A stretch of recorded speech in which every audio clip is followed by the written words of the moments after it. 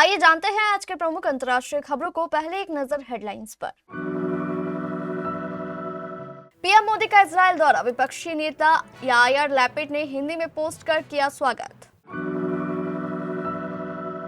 Donald Trump ने जजों के सामने टैरिफ पर सुप्रीम कोर्ट के फैसले को निराशाजनक और दुर्भाग्यपूर्ण बताया।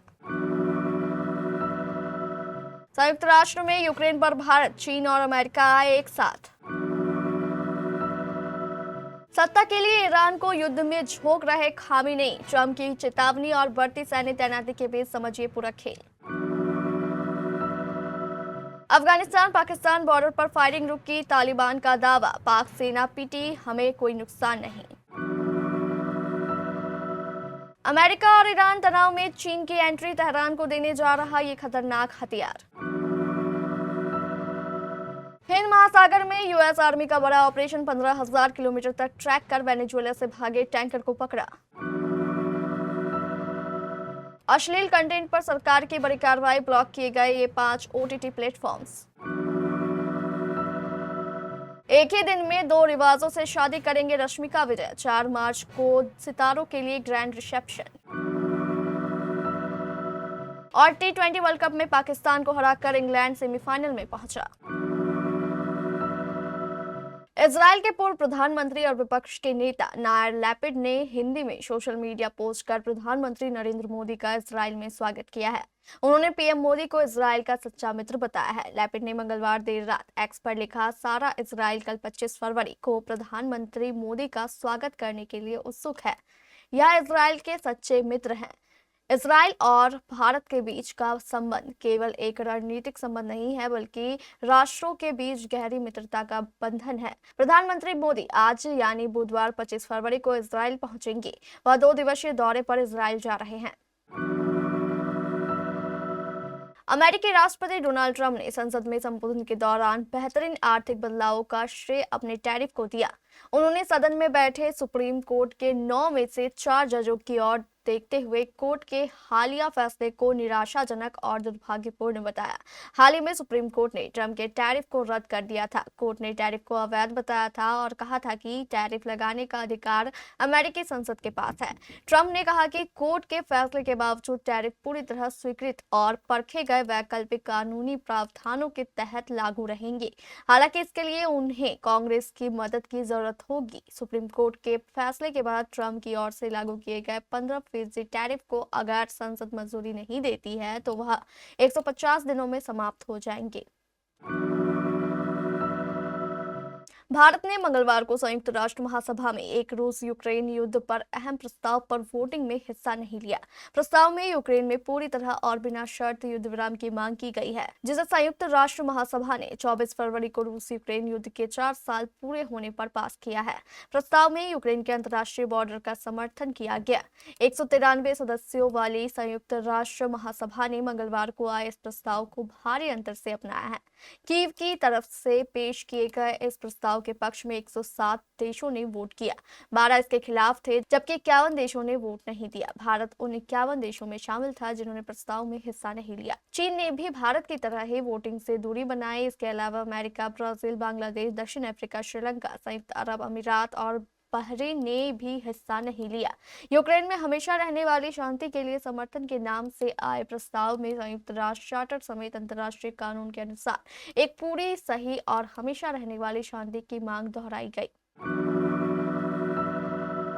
जैसे जैसे मिडिल ईस्ट में अमेरिकी युद्धपोतों की संख्या बढ़ रही है और जेनेवा में बातचीत पर रुख साफ नहीं हो पा रहा है, ईरान अब समझौते के बजाय संघर्ष के लिए खुद को तैयार कर रहा है। रिपोर्ट्स के मुताबिक ईरान युद्ध की आशंका को पूरी तरह स्वीकार कर चुका है, भले ही डिप्लोमेसी का दरवाजा अभी खुला दिख रहा हो। अमेरिकी राष्ट्रपति डोनाल्ड ट्रंप ने सोमवार को साफ चेतावनी दी है, अगर कोई न्यूक्लियर डील नहीं हुई तो यह उस देश और उसके लोगों के लिए बहुत बुरा दिन होगा। यह बयान ऐसे वक्त में आया है जब अमेरिकी अधिकारी और विशेषज्ञ ईरान पर हमले की तैयारियों को स्ट्राइक रेडी बता रहे हैं। पाकिस्तान और अफगानिस्तान के बीच बॉर्डर पर मंगलवार को हुई गोलीबारी रुक गई है। अफगानिस्तान की ओर से कहा गया कि पाकिस्तानी साइड से फायरिंग होने के बाद अफगान सेनाओं ने इसका जवाब दिया, जिससे ये झड़प हुई। इसमें पाकिस्तानी सेना की कई चौकियों को तबाह कर दिया गया। मंगलवार की ये झड़पें अफगानिस्तान के नंगरहार प्रांत के बॉर्डर इलाके में हुई। नंगरहार की सीमाएं पाकिस्तान से मिलती है। हुर्रियत रेडियो की ओर से मंगलवार शाम दी गई जानकारी के मुताबिक नंगरहार में अफगान और पाक सेनाओं के बीच लड़ाई रुक गई है। नंगरहार में इंफॉर्मेशन डायरेक्टर नबीहुल्लाह नूरानी ने इसकी जानकारी दी है। अफगानिस्तान के पाक सेना की चौकियों पर हमले से जुड़े सवाल पर नूरानी ने कहा कि पहले पाकिस्तान से अफगानिस्तान की तरफ गोलीबारी हुई, जिसके बाद अफगान सेनाओं ने जवाबी कार्रवाई की। मिडिल ईस्ट में युद्ध की आहट के बीच ईरान और चीन एक बड़ा रक्षा समझौता करने के बेहद करीब है। रॉयटर्स की रिपोर्ट के अनुसार ईरान चीन से अत्याधुनिक CM-302 सुपरसोनिक एंटीशिप क्रूज मिसाइलें खरीदने वाला है। यह घटनाक्रम ऐसे समय में सामने आया है जब अमेरिकी राष्ट्रपति डोनाल्ड ट्रंप की सैनिक कार्रवाई की चेतावनी के बाद अमेरिका ने ईरानी तट के पास एक विशाल नौसैनिक बेड़ा आर्माडा तैनात कर दिया है। सूत्रों के अनुसार चीन निर्मित CM-302 मिसाइलों की खरीद का समझौता लगभग पूरा हो चुका है। हालांकि डिलीवरी की तारीख तय नहीं हुई है। यह सुपरसोनिक मिसाइलें लगभग 290 किलोमीटर की मारक क्षमता रखती है और कम ऊंचाई पर तेज गति से उड़ान भरते हुए जहाजों की रक्षा प्रणालियों को चकमा देने के लिए डिजाइन की गई है। दो हथियार एक्सपर्ट्स का कहना है कि इनकी तैनाती से ईरान के हमलावर क्षमता में बड़ा इजाफा होगा और क्षेत्र में अमेरिकी नौसेना के लिए खतरा बढ़ जाएगा। वेनेजुएला से तेल भरकर निकले एक और तेल टैंकर को अमेरिकी सैनिकों ने हिंद महासागर में कब्जे में ले लिया है। अमेरिकी सैनिक कैरेबियन सागर से इस जहाज का पीछा कर रहे थे। कैरेबियन सागर से हिंद महासागर तक की दूरी 10 से 15 हजार किलोमीटर है। इस तरह अमेरिकी सैनिकों ने इतनी विशाल दूरी तक इस जहाज को ट्रैक करने के बाद इसे अपने कब्जे में ले लिया। जहाजों की मूवमेंट पर नजर रखने वाली एक संस्था ने कहा कि यह जहाज की ही एकमात्र टैंकर बचा था जिसका पीछा किया जा रहा था, क्योंकि दक्षिण अमेरिका देश के तानाशाह राष्ट्रपति निकोलस मादुरो के पकड़े जाने के बाद 1 दर्जन से ज्यादा टैंकर वेनेजुएला के तट से भाग गए। यूएस सदर्न कमांड ने एक्स पर एक पोस्ट में कहा कि यूएस सेना रातों रात इस जहाज पर चढ़ गई और इसका कमांड अपने हाथों में ले लिया। इस जहाज का नाम बर्था है। ओटीटी की दुनिया में बढ़ती अश्लीलता को देखते हुए सरकार ने एक बड़ा कदम उठाया है। सूचना और प्रसारण मंत्रालय ने सख्ती दिखाते हुए 5 ओटीटी प्लेटफॉर्मों को ब्लॉक कर दिया है। सरकार का कहना है कि ये प्लेटफॉर्म आपत्तिजनक और अश्लील सामग्री स्ट्रीम कर रहे थे, जो कानून और आईटी नियमों का उल्लंघन है। इस कार्रवाई को ऑनलाइन कंटेंट पर निगरानी और नियमों के सख्त पालन की दिशा में अहम कदम माना जा रहा है। सरकार ने मंगलवार को 5 ओटीटी प्लेटफॉर्म पर कार्रवाई करते हुए उन्हें ब्लॉक कर दिया। अधिकारियों के मुताबिक इन प्लेटफॉर्मों पर कंटेंट स्ट्रीम किए जा रहे थे, जिसके बाद सूचना और प्रसारण मंत्रालय ने तय प्रक्रिया के तहत बड़ा कदम उठाया। ब्लॉक किए गए ओटीटी प्लेटफॉर्म में मूड एक्स वीआईपी, कोयल प्ले प्रो, डीजे मूवीप्लेक्स, फील और जुगनू शामिल है। सरकार ने इंटरनेट सर्विस प्रोवाइडर्स को निर्देश दिया है कि वो इन प्लेटफॉर्म की पहुंच को तुरंत बंद करें। विजय देवरकोंडा और रश्मिका मंदाना की शादी से पहले फैंस उनके प्री वेडिंग सेलिब्रेशन को लेकर रोमांचित हैं।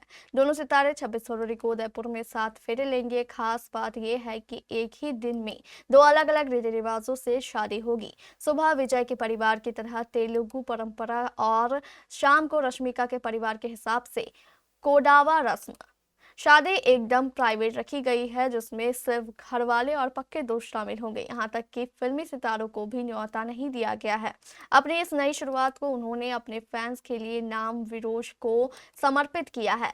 शादी से पहले दोनों परिवारों ने जमकर मस्ती की और एक अनोखा प्री वेडिंग क्रिकेट मैच भी खेला। हालांकि शादी में तो सितारे नहीं दिखेंगे, लेकिन कसर निकालने के लिए 4 मार्च को हैदराबाद के ताज कृष्णा में एक ग्रैंड रिसेप्शन रखा गया है। इस पार्टी में साउथ से लेकर बॉलीवुड तक के फिल्मी सितारों का जमावड़ा लगने की उम्मीद है। फिलहाल सोशल मीडिया पर उन्होंने एक प्यारा सा नोट लिखकर अपने चाहने वालों का शुक्रिया अदा किया है और अपनी इस शादी को द वेडिंग ऑफ विरोश का नाम दिया है। T20 वर्ल्ड कप के सुपर 8 मुकाबले में इंग्लैंड ने पाकिस्तान को 2 विकेट से हरा दिया है। इंग्लैंड ने यह रोमांचक मुकाबला महज 5 गेंद रहते जीता। इसी के साथ इंग्लैंड की टीम इस T20 वर्ल्ड कप के सेमीफाइनल में पहुंचने वाली पहली टीम बन गई। इंग्लैंड ने सुपर 8 स्टेज में लगातार 2 मैच जीत लिए। इंग्लैंड की इस जीत में कप्तान हैरी ब्रूक की अहम भूमिका रही। ब्रूक ने महज 51 गेंदों पर 100 रन बनाकर इंग्लैंड को जीत के करीब पहुंचाया। हालांकि उनके आउट होने के बाद इंग्लैंड ने अपने 2 और विकेट गंवा दिए और मैच मैच एक बार फिर फंसा नजर आया, लेकिन अंत में जीत इंग्लैंड के नाम रही। पाकिस्तान की ओर से शाहीन शाह अफरीदी ने 4 विकेट झटके, जबकि मोहम्मद नवाज और उस्मान तारिक के खाते में 2-2 विकेट आए। इस मैच में पाकिस्तान ने टॉस जीतकर पहले बल्लेबाजी चुनी थी और इंग्लैंड के सामने 165 रन का लक्ष्य रखा था। पाकिस्तान के लिए ओपनर बल्लेबाज साहिबजादा फरहान ने सबसे अधिक 63 रन बनाए। इसके अलावा बाबर आजम और फकर जमान ने 25-25 रन की पारी खेली। इंग्लैंड की ओर से लियाम डॉसन ने अब सबसे अधिक 3 विकेट झटके, वहीं जोफ्रा आर्चर और जेमी ओवर्टन ने 2-2 विकेट लिए।